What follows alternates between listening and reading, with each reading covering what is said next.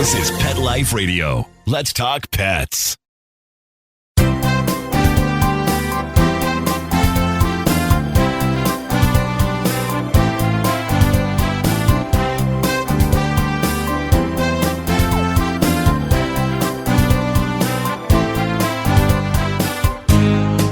Good morning, good afternoon, whatever the case may be, wherever you happen to be at this lovely hour. By me here in Los Angeles, it's 9 a.m. If you're back east, it's noon. So anyway, hope you're having a good morning. Hope you've had a good morning. I hope you are braving all the craziness with this COVID-19. If you've gone to the market, I think you know what I mean. Empty shelves, people panicking. Quite frankly, I am not. You know, it's one of those things. I think the panic is actually worse than the actual disease. You know, they're coming out with a lot of information about how for the vast majority, unless you are old, like age 70 or 80 plus, or have some underlying condition, this is just like the flu. People are just, I don't know, it's just, they're acting crazy. And then, of course, I'm getting all the questions about the dogs, and can dogs get it? Unfortunately, in Hong Kong, there was a dog that tested weak positive, and everybody was up in arms. Oh my God, now my dogs can get it too. No, they can't. It is very species specific. It is a virus that mutated. Some say bats, some say chicken. Apparently, it's anagenically very similar to the chicken coronavirus. So maybe they thought that's where it mutated from. Others, the bats, a bat is a mammal, so it could have been from there. The bottom line is we just don't know, but it's there. So the dogs can act as what we call a vector or fomite. If the dog licks somebody's hand and it's in their mouth and they lick you, then it is possible that they can transmit. Fomite is where the virus particle land on an object, and then you touch that object. The classic one in this case is the doorknob. That's why they have you wipe down the door, wipe down your steering wheel, just anything you touch. If you're in the store, the freezer section, the refrigerator section, they're wiping down the handles. So those are fomites. And a dog, if somebody who is infected happens to cough or sneeze and the virus particles end up on their dog's fur, and then that dog goes to doggy daycare. I mean, this is how remote it is. I'm just explaining. And then that dog goes to doggy daycare and plays with another dog, comes home, having picked up the virus particles from another dog, pet or hug your dog, and then you put your hands in your mouth. I mean, look at the very remote possibility. I'm not a statistician, but I can guarantee you it's 1 in a zillion. Then that could happen. So I'm not going to tell you not to worry, but I'm going to tell you not to worry. Anything is possible. You learned, especially in medicine, years ago, you don't say anything that, oh my God, that's impossible. You're going to get burned, as I have been in the past. So there's always a possibility. Anyway, you're here live with me, Dr. Jeff Werber, here for the next 30 minutes on Pet Life Radio. Here for you, here for your pets, here to answer your questions. Any questions. If you have questions about the COVID-19, you can throw them at me. And or anything else for that matter, for that fact. And let me give you a couple of ways to reach us. First of all, the good old-fashioned telephone, 877-385-8882. Once again, 877-385-8882. We're here live, and we are now broadcasting on Zoom. Again, we used to do Google Hangouts, which is no longer. Zoom is working great. So how to join us on Zoom? Very easy. Go on to the website. You log on for PetLifeRadio.com. You scroll down to shows, and you'll see Dr. Jeff, and you'll see Ask the Vets with Dr. Jeff. You click on that, and there is going to be a link there for you. And just click on that link. It'll ask you, do you want to join Zoom US? You're going to say yes, and you can actually join us live here on Zoom. Interestingly, just talked to a friend of mine's daughter who is doing an executive MBA program at USC.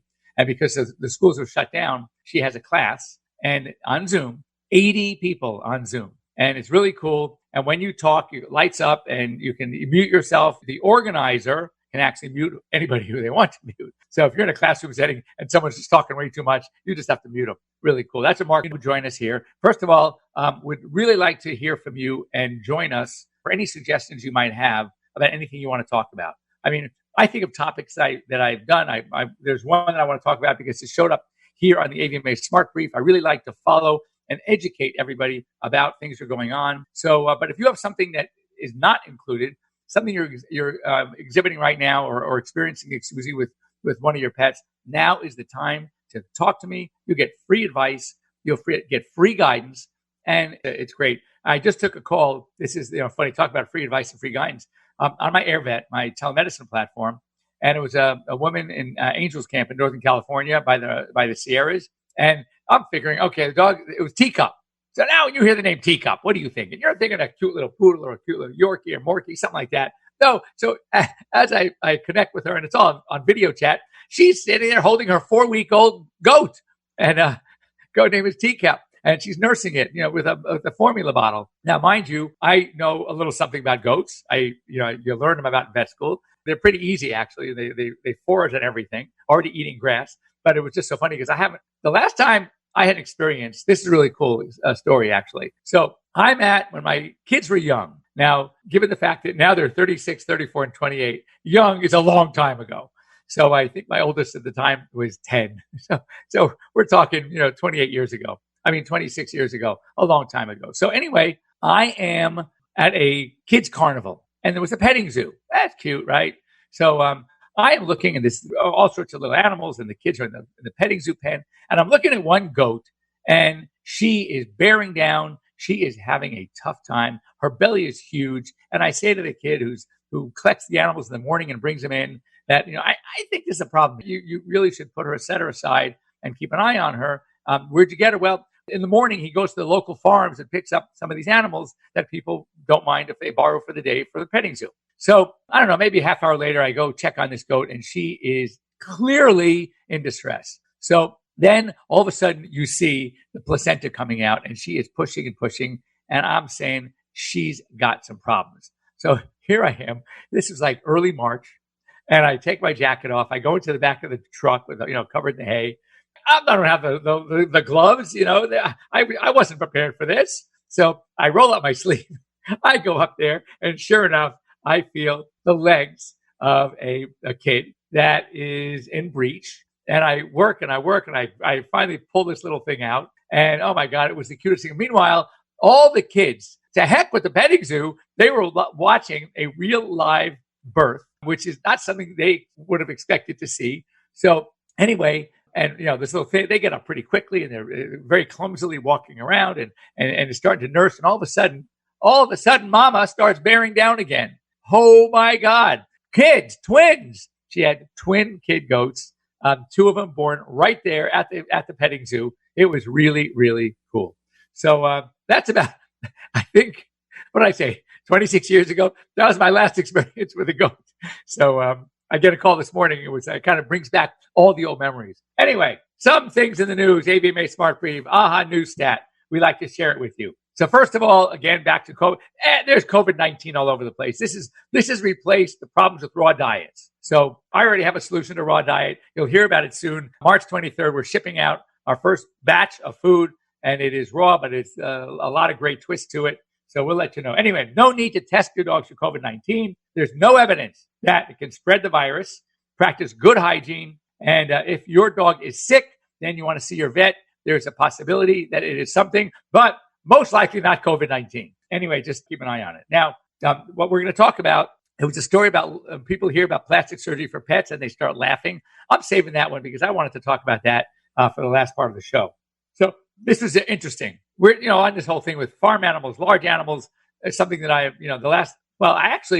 did neuter a little potbelly pig not too long ago. So I wouldn't say it's that strange for me, but pigs, all right, who ate a pedometer. They put a pedometer on them to prove to the agencies, especially the PETAs out there, that these pigs are getting plenty of exercise and walking around. Anyway, started a fire. How the heck does eating a pedometer start a fire? So here's what happened. So the pigs at the farm, this happened in the United Kingdom, they ate a pedometer. And based in the pedometer was batteries. And the copper from the batteries somehow reacted with the animal's waste inside the bowels. So when they eliminated, that waste ignited. And of course, they eliminate on grass or whatever, on hay, and it started a fire. So you talk about these pigs were hot poop, if you know what I mean. But that's pretty interesting.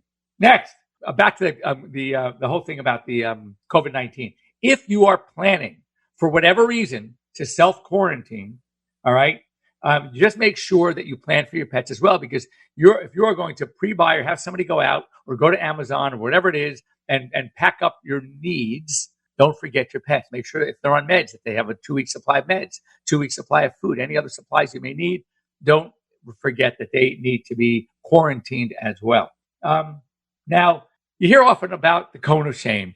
We call it the technical name is the Elizabethan collar, and it is I usually call it the lampshade collar or the cone of shame. I'm sure you saw that cartoon out there where the dog is the guy is wearing his dog's cone of shame, and the caption says, "Remember this. Remember, you cannot touch your face."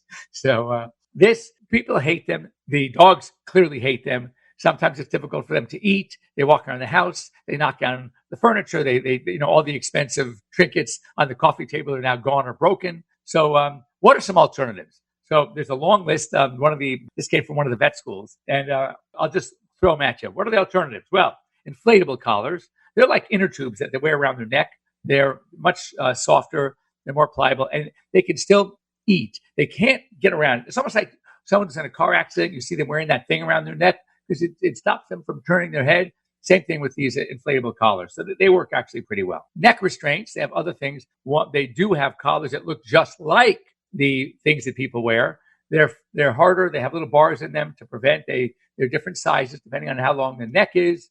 If you have a giraffe, you're in trouble. And they prevent the dog from being able to turn around. So those are helpful as well. Visors, basket muzzles. I would be cautious. I don't like that idea, but absolutely do not put a regular muzzle on a dog. It's got to be a basket muzzle because with a basket muzzle, they're wider. They have it's either they're leather or like a metallic. They're like grids. They can still breathe easily. They can pant. They can drink water with them. But they're really meant for dogs that you have to wear a muzzle long term. Maybe they're aggressive that you can't bite with them. So basket muzzles are okay. Socks or booties. If it's the feet they're going after, cover the feet. That's a no-brainer. Body wraps. Again, if it's the body, it's an allergy and they're chewing themselves raw, put a body wrap or take an old piece of clothing and like an old t-shirt and wrap it around. That could help. Of course, medication, anti-allergy medication, anti-itch medication. In other words, try to treat the source of why they're going after themselves. Pain meds if it's a pain issue, and topical anesthetics, and of course sedatives if they're going crazy. So these are all the things that one can do. Check with your veterinarian. Of course, getting to the source. Now, if it's because of an incision, and dogs naturally have a tendency to want to lick their incision, maybe chew out the sutures, then you need some restraint. Then think about the neck restraint, the blow-up collar, or go back to the good old-fashioned Elizabethan collar, the cone of shame. How do dogs show affection? This I thought was pretty cool. Well, a number of ways. First of all, they guard. If they stand by you and they just sit there and watch, that's a sign of affection. Herding. I used to have corgis, and trust me, they are natural herders. Border collies, Australian shepherds, sheepdogs are natural herders, and they will try to push everyone along. So if they try to herd you, that's a sign of affection. Gazing, kind of that look in your eyes. They just sit and stare at you. That also is a sign of affection. If they share their toys with you, they come over to you, they're chewing on something, you're sitting there watching your favorite game or something TV, and they plop the dog full of the toy or the ball, full of their saliva onto your lap. Don't get mad. They love you. So that's just another. And cuddling. They love to cuddle. So when pets you're in bed, my dogs are such cuddlers. And I have 4 of them, right now. And that has to go with my 5 cats. 4 of those 5 are also cuddlers. I know they love me. But then that's also a sign of affection. And of course, tail wagging. When they're happy to see you, that is really cool. Now, this was very, very sad, this story. More than sad, it angers me. And I hope it angers you as well. So there a white giraffe, very rare. There was a herd of 3. There was Mama and 2 of her calves. They were in a reserve in Kenya, and now they're down to 1. Poachers killed the mom and one of the calves. I mean, this is unbelievable to me. And it's just actually disgusting. They're killing them for their tails, for their meat. Really? You have such a rare animal, and people just don't care. Boy, I shouldn't say it publicly, but I wonder, can we get hired poachers to shoot the poachers? That might be a better target. But it's very, very annoying to me. And another story I wanted to give, I have a classmate who, obviously a veterinarian, who's also a big-time horse trainer. And he's trained some horses that ran, all in the Preakness, the Derby, the Belmont. And he and I have spoken about this, and I want to have him on as a guest. I tried to get him last night, couldn't reach him. Maybe I can try to get him next week. But it's all about what was going on in Santa Anita. I'm sure it's bothered many of us. I'm not into horse racing, but obviously it's a huge sport. And these horses that are racing love to run. And it was very disheartening, very upsetting to hear of all the deaths. So anyway, it's happened. So I'm trying to get Dr. Mike Tomlinson, as I said, my classmate, see if I can get him on the show. And let's talk about this, because his theories that I heard about months ago, and then reading this article, AVMA Smart Brief, tells me that it was pretty right on. So I want to share it with you so you know what's going on. Anyway, don't go away. We'll be right back after these short messages. We're going to talk about plastic surgery for pets. Don't laugh. I have 2 dogs, Sam and Bailey. Both are golden retrievers. Poor Sam, he was a mess. Always itching. His paws were soaking wet all day from just constant licking. He had bald spots on his back. I just don't like putting shots and steroids into your dog all the time. DINOVITE.com. Dinovite is nutrition. Probably 2 weeks after he started Dinovite, I started seeing great improvements, and today 99% of his issues are non-existent. It's amazing stuff. Since Bailey has been 12 weeks old, he's been a Dinovite dog, and he has 0 issues today. He won't eat his food without Dinovite. When I get out the Dinovite, my dogs actually salivate, like I'm getting them a treat. They drool over it. Dinovite is the best thing you can do for your dog. You won't believe how happy your dog will be. I get my Dinovite from DINOVITE.com.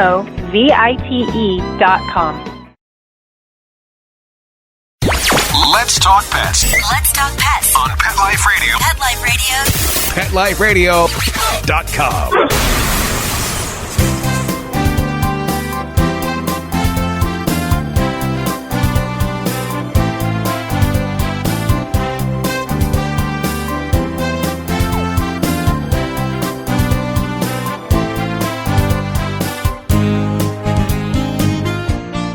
And you're back. You're back here live on Pet Life Radio with Ask the Pets with Dr. Jeff. I'm Dr. Jeff Werber, here for you, here for your pets. So, I often have talked about this before and doing segments on programs because people get a kick out of this. And again, coming from Los Angeles, California, Beverly Hills, Culver City, Hollywood, and, it's the glitz capital of the world. And, so the subject comes up about plastic. They hear plastic surgery because one of the things I do a lot of is plastic surgery. And they start laughing. Oh, yeah, of course you can do plastic surgery. I mean, you're in Los Angeles, California. I said, no. It's not so fast. It's not what you think. So, yes, we want our pets to look good. We don't do it by plastic surgery. So when it comes to plastic surgery, let's talk about the many women. And I forget it was Kelly Ripa. Somebody recently did a little blurb that she's, in all this craziness, COVID-19 and all that she certainly hopes that there's some Botox left. And look at her wife. She goes, because I've used it all. So dogs, let's put this, there's always this argument between form and function. Now, form and function I would say, and again, I'm not supposed to generalize. So even though I am, you're not hearing it as generalizing. Just make believe it's not generalizing. But many women that go on for plastic surgery are doing it for form. So much so that some, and I'm sure you've seen them out and about, are willing to sacrifice function to achieve form. In other words, they make their skin so tight they can't smile. They can barely open their mouths. They can't breathe, but they look good. So, well, they think they look good. So anyway, it's almost like a disease. I'm sure you've watched the show Botched. You see what people do. And I'm sure you're sitting there and going, you're incredulous. I can't believe they did that, or they want to do that. So that is form. And that's very important for many to achieve a certain form. It's a certain look, help with the aging process, whatever the case may be. Now, then there's function. Function is you already have that person or that animal that because of some deformity can't eat well, can't drink, don't breathe well, et cetera, et cetera. So they then will go under the knife for plastic surgery. That's when we do plastic surgery in our pets, that is the problem. It's because it's all about function. So here are some examples, the common ones, there's many ones that I do. There's a condition in dogs that many breeds, we see it in Rotties, we see it in Shar-Peis, Chow Chows, that it's called entropion.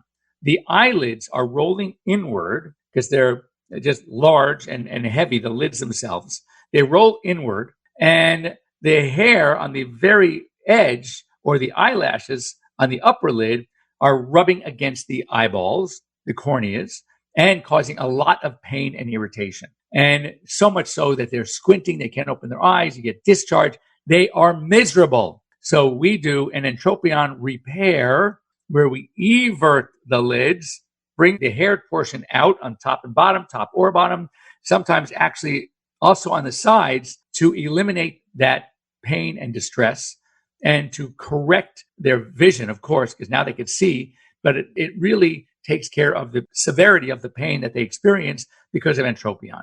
Another thing we commonly see is the nares. Now, I have Frenchies. I see a lot of Frenchies, and they have something called stenotic nares. It is the canine version of a nose job. So they have their nose that are so pulled together, they can barely breathe. You hear they're snorting. You see the difficulty. And there's a procedure. It used to be done surgically with a blade or electrosurgery. I do the procedure with laser. It is amazing. And they do so much better post-surgically. So we do is we open up their airways, we open up their nasal passage, and it is a great surgery. And again, these dogs do so well. The clients, the pet parents aren't thrilled because now they can sleep, but the dog doesn't snore as much. There's another surgery that often goes with it. It's not a visual plastic surgery, but it is a reconstructive, and that is the elongated soft palate goes at the same time. Again, we can shorten that elongated palate using laser. It is just amazing. It's a godsend, and the dogs do so well. Next up, skin fold pyodermas. These can happen in the head, the neck, tail base, where they have such thick, heavy skin that is sort of accordioned. It's folded on each other. And in those crevices, in those creases, they get severe infections, yeast, bacteria, and you're continuously working to try to get rid of these.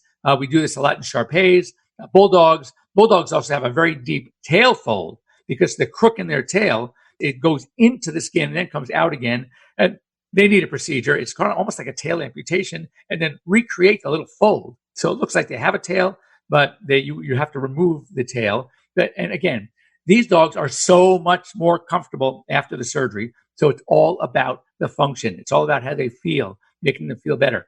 There's also, you have a vulva that has an eversion of the vulva, and they're getting continually urinary tract infections. So we have to recreate that. We have to fix that as well.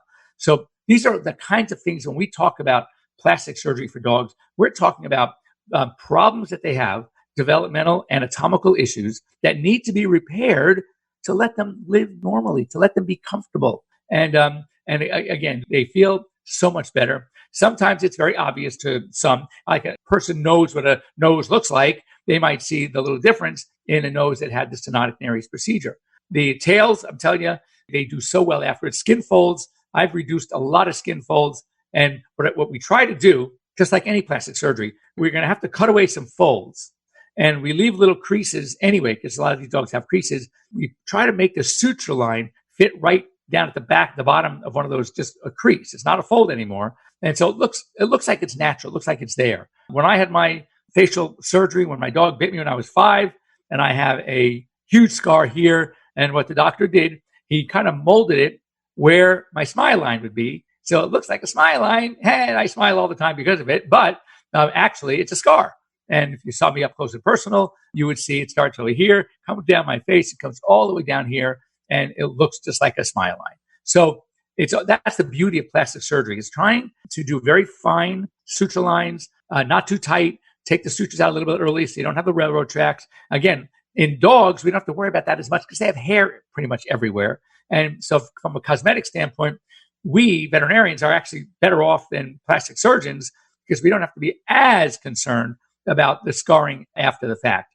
All we need to be concerned about is how comfortable we help make the dog. So when you hear about a dog having had plastic surgery, don't chuckle, don't laugh, don't ridicule the owner. What are you joking, spending your money on aesthetics? It's not about the aesthetics. It's about the function. And these dogs that have it do so much better afterwards. Great for them. They feel great. And, what I like about it is that, it's almost like instant results. As soon as the incisions heal, the dogs already feel so much better. And so from one whose goal is to help pets and help them feel better, it really is so satisfying. And I think that's why I love doing it. So anyway, if you have any questions, anything you'd like to talk about, many ways to get a hold of me. So first of all, Dr. Jeff at PetLifeRadio.com. You can reach me anytime. I get all my emails, drjeff at PetLifeRadio.com. If you have a pet medical question, certainly, again, you can go to drjeff at PetLifeRadio. You can also log on or download AirVet. That's my telemedicine app. If you want to put me down for now as your primary, when it asks for your primary hospital, Jeff's Telehospital, and then put down Dr. Werber, and you can have instant access to me as well. Or if you're a doctor, if your hospital that you go to is already an AirVet hospital, obviously put them down, and your doctor or a doctor, there's always be someone available 24/7 to talk to you. And that's the beauty of AirVet. Also, you can follow me on Instagram, Twitter, Facebook, you name it. Got them all. And watch my videos. And some of these things are things I talk about here in the show. I want to make sure everybody is privy to the things that I like to talk about that can only help you and your pets. Have a great week, everybody. Thanks to Mark over at Pet Life Radio.